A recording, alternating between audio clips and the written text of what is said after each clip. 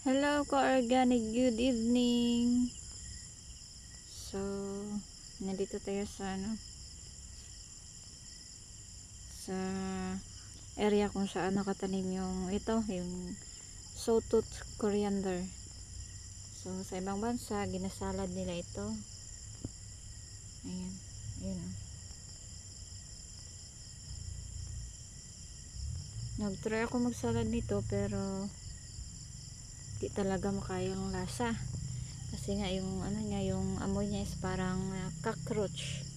Alam mo yung yung cockroach, yung sa Ilonggo Patanga. Amo na yung baho daw tanga lid.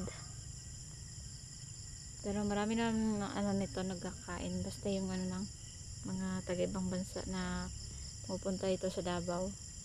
Naghahanap sila ng mga ganito, nagpa-supply sila. Ayan.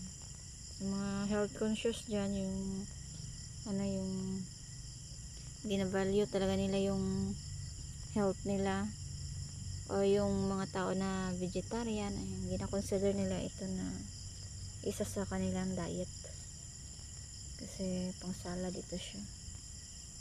Naturally grown coriander.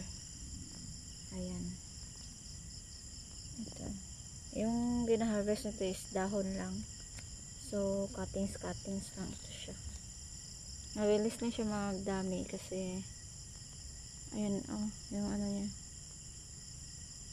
flowers with seeds na, yung seeds niya nasa gitna. Ayan, meron pa dito